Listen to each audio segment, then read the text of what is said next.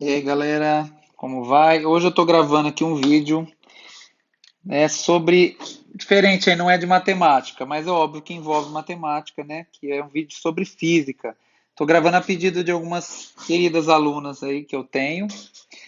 Esse vídeo, ele fala sobre a dilatação linear, tá? Só um pouquinho uma introdução. O que que é a dilatação, gente? Dilatação ocorre em um corpo quando esse corpo sofre aquecimento. Então, quando a gente, por exemplo, aquece um fio, esse fio ele vai se dilatar, um fio de cobre, por exemplo. Então, como que ele se dilata? Ele aumenta de tamanho, né, de comprimento. Então, isso ocorreu uma dilatação linear.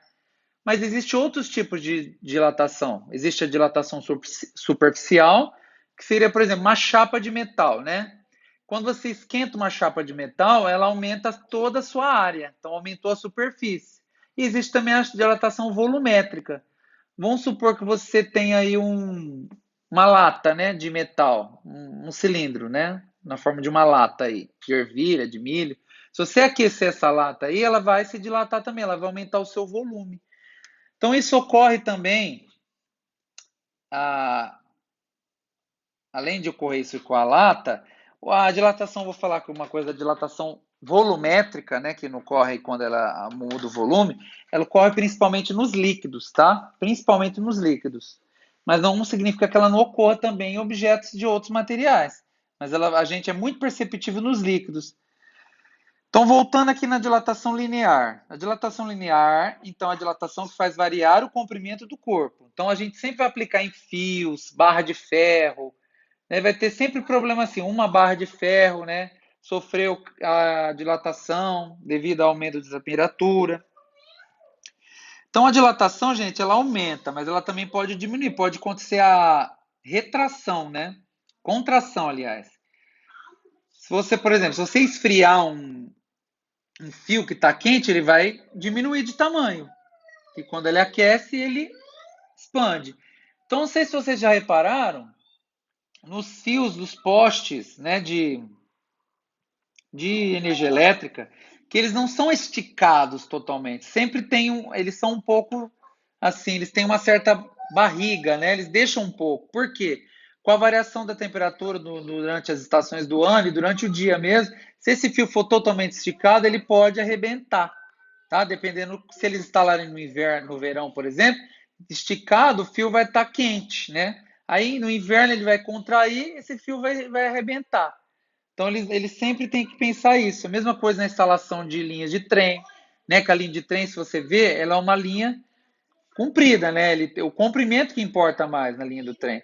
Então eles também têm que deixar, eles falam assim, espaços entre os trilhos. Porque durante o calor, o sol que bate no trilho, ele faz o trilho de se dilatar o seu comprimento. Se tiver muito grudado os trilhos um no outro, eles vão se entortar, tá? Então vamos lá. Aqui eu tenho a fórmula da dilatação linear. Isso aqui, o ΔL, significa variação do comprimento. Tudo que é delta em física é variação. Em matemática também, tá? A gente usa muito para variação.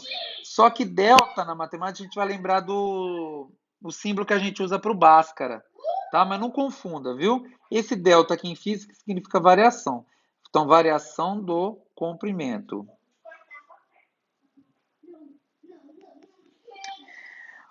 O alfa, ele é o coeficiente de dilatação.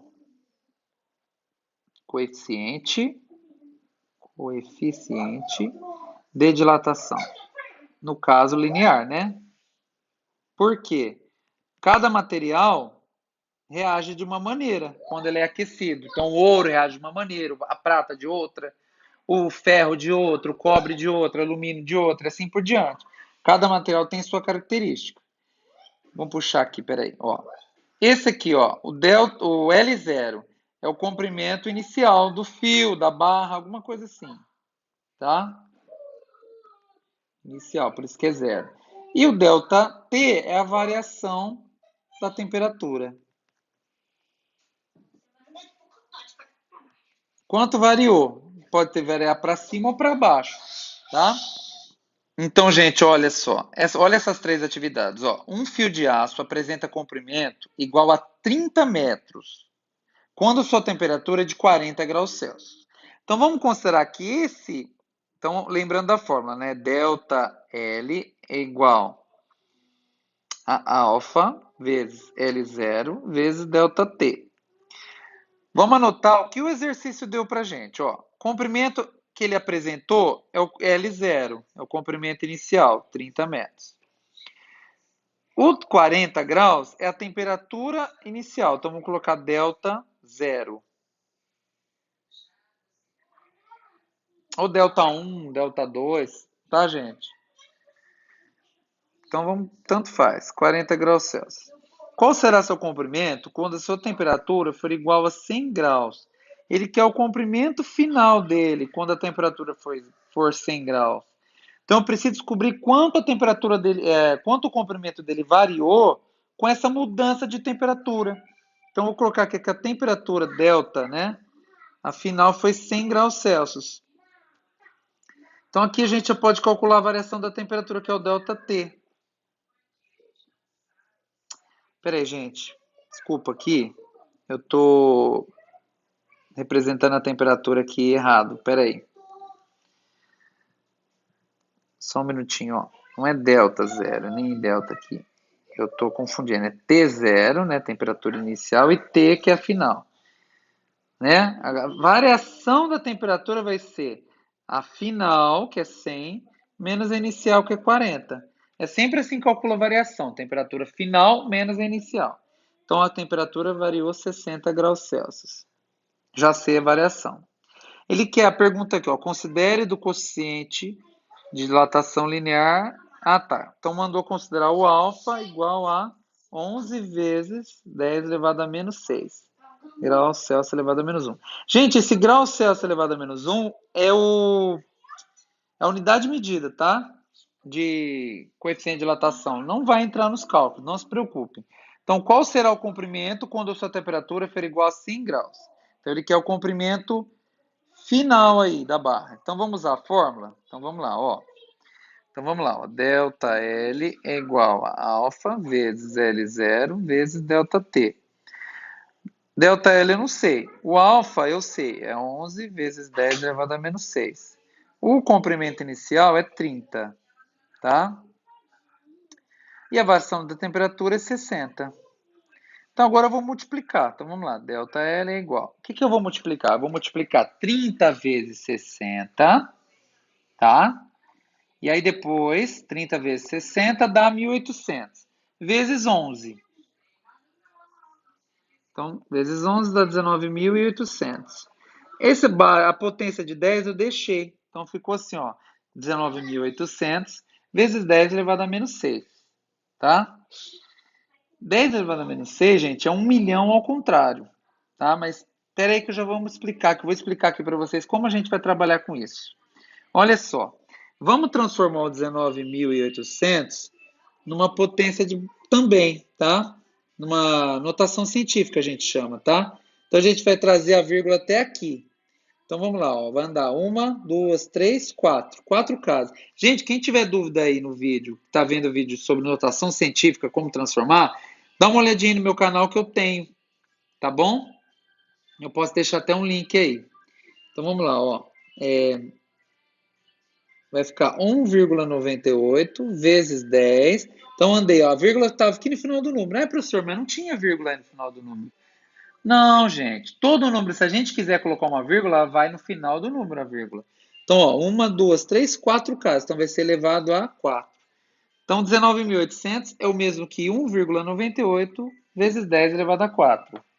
Então vamos lá, ó. Delta L é igual a 1,98 vezes 10 elevado a 4 vezes 10 elevado a menos 6. Aqui, gente, ó, eu vou trabalhar com a regrinha da potenciação.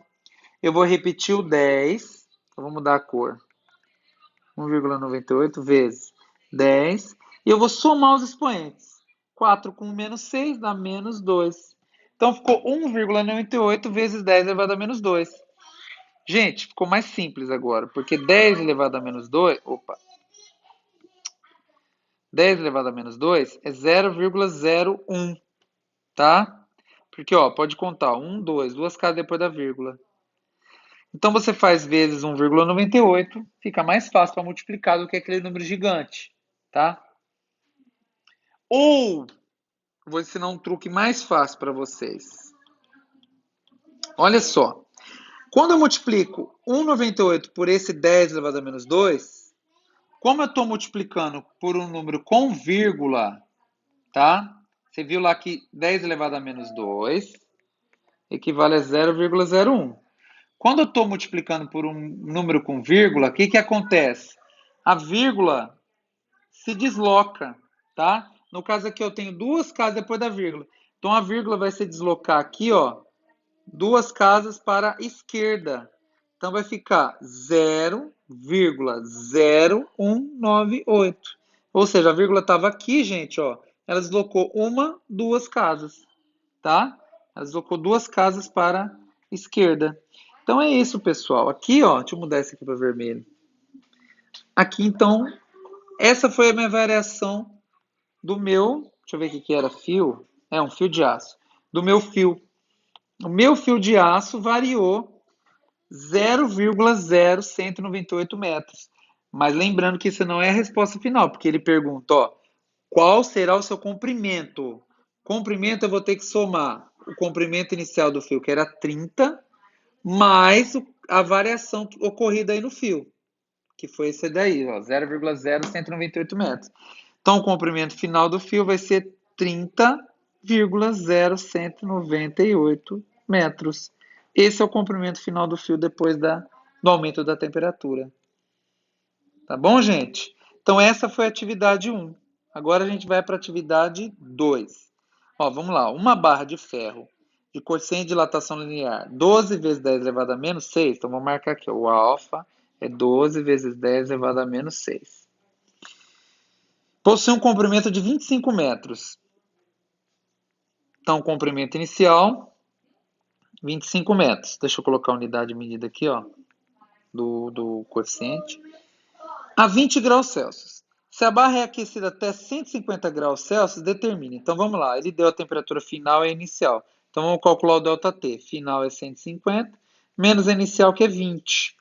Então, a variação da temperatura foi de 130 graus.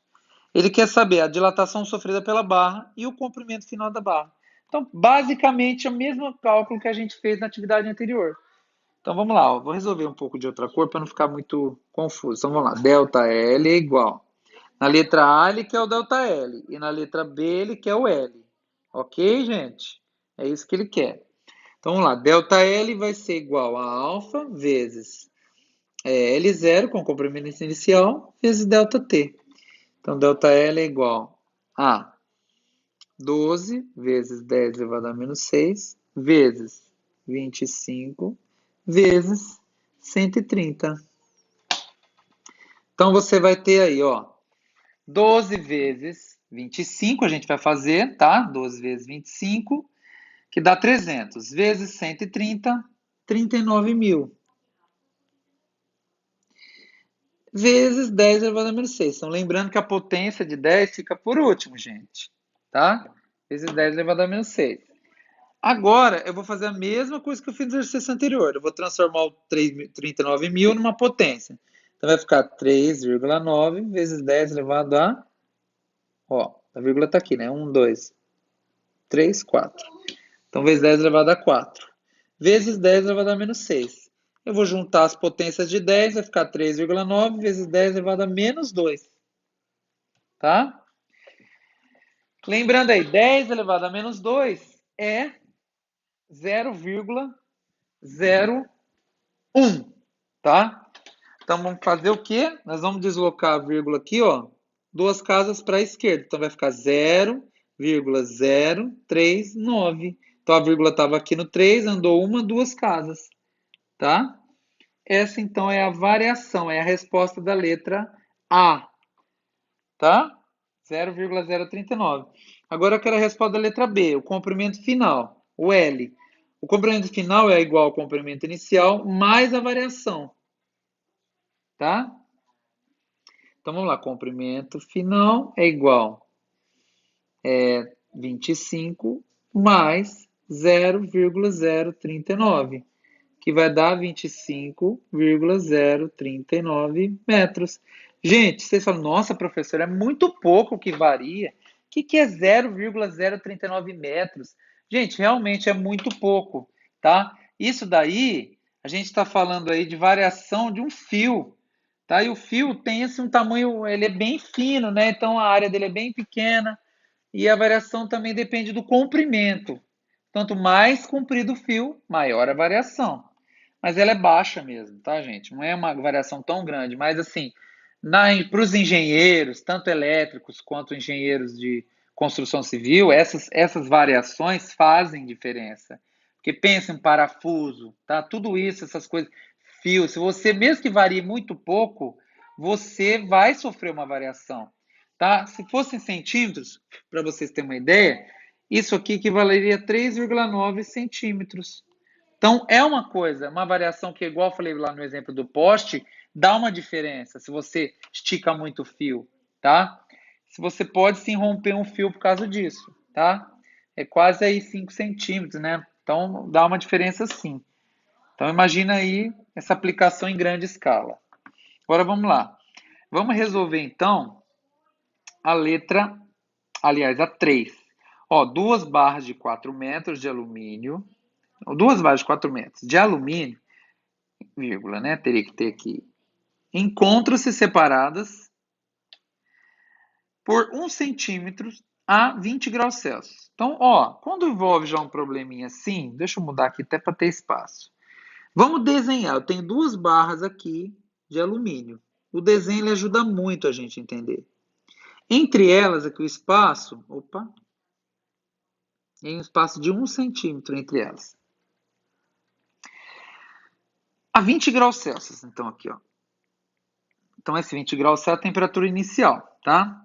Qual deve ser a temperatura para que elas se encostem, considerando que a única direção de dilatação acontecerá no sentido de encontro. Ou seja, essa barra daqui, ela vai dilatar para a direita. E essa barra daqui vai dilatar para a esquerda. Então, elas vão se encontrar. É como se aqui tivesse uma parede, né? E elas não tivessem espaço para dilatar para o outro lado. Então, elas teriam obrigatoriamente que dilatar para esse lado aqui, para elas se encontrarem. Isso aí, gente, é interessante, que é usado em campainhas, tá? Em campainhas e também em alarme de incêndio, tá? Alarme de incêndio, assim, esquenta, então dilata um ferrinho que tem lá, ele encosta lá no relé, né? Ele dá um contato elétrico. Então, quando esquenta, ele encosta no outra barrinha e dá um contato elétrico, a eletricidade passa e aí dispara o alarme. Então, é um tipo de aplicação, né, que pode ter isso daí. Então, gente, olha só. Ele quer saber voltando. Então, duas barras de 4 metros. Cada uma tem 4 metros. Vamos anotar aqui no desenho. Vamos ver o que a gente pode ver mais aqui. Ele quer saber a temperatura para ela que se encontre. E ele deu o coeficiente de dilatação aqui, 22 vezes 10 elevado a menos 6. Então, o coeficiente aqui, ó, do alumínio é 22 vezes 10 elevado a menos 6. Tá? Então, ele quer saber, ele tem a temperatura inicial, T0, né? Que é 20. Ele quer saber a temperatura final. Qual deve ser a temperatura para que elas se encostem? Né? Ele quer saber a temperatura final aqui, ó. Né? Temperatura final. Ou seja, a temperatura precisa variar para poder